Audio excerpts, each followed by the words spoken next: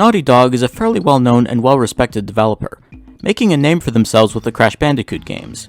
After the PS1 era came to an end, they moved on to other projects. While the Uncharted and Last of Us games are pretty popular, there's one series of games they made that seems to have been largely forgotten about. That series was the Jak and Daxter games. I've heard of these games before, but hardly anyone seems to talk about them anymore, especially when compared with other games that came out around the same time period. Did this series deserve to fade into obscurity, or has it been unfairly overlooked? Well, let's take a look. In Jak and Daxter, you take control of the titular characters Jak and Daxter. Jak is the taller, seemingly mute guy, while Daxter is the smaller guy who talks much more. At the beginning of the game, the two of them are on Misty Island when they are spotted by some lurkers, the main antagonists of the game. They get away, but Daxter ends up falling into a pit of dark eco, and transforms into a small fuzzy creature. Back at home, the Green Sage warns them about the lurkers, and how they must be stopped in order to save the island and possibly turn Daxter back to normal. And stopping the lurkers just so happens to involve collecting things. The game follows the model established by other 3D platforming games, and reminds me most of Banjo-Kazooie, though there's definitely a lot of influence from the Crash Bandicoot games. The story is cartoonishly simple, but the game seems fully aware of this fact, and has a good sense of humor as well as a nice cast of quirky characters. I especially enjoy the little quips Daxter has when you die.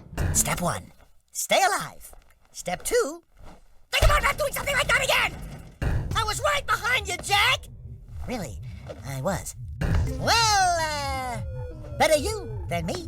I'll say something really teary at the funeral, like, how am I gonna get change back now? Some people might find him annoying, but personally I thought he was pretty amusing. When it comes to the gameplay, Banjo-Kazooie is the closest comparison I can draw, as you go from level to level collecting items, and once you collect enough you're allowed access to the next part of the game. However, I think Jak and Daxter does it much better. The hub areas feel more intuitively laid out, and the various characters you come across are quite amusing, and help make the game feel like a living, breathing world, rather than just a series of levels in a video game.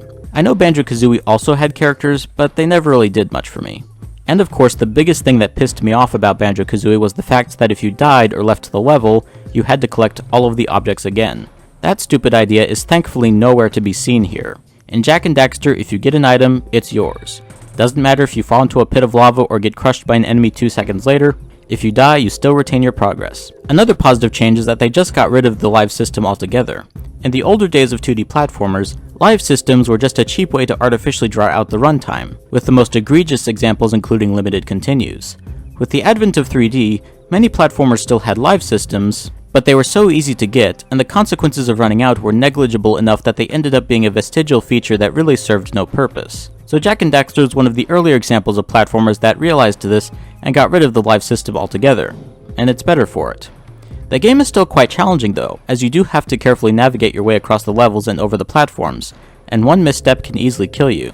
But it never feels unfair, so it finds the right balance of being a challenge without being frustrating, and the process of exploring the levels and collecting the items is quite fun.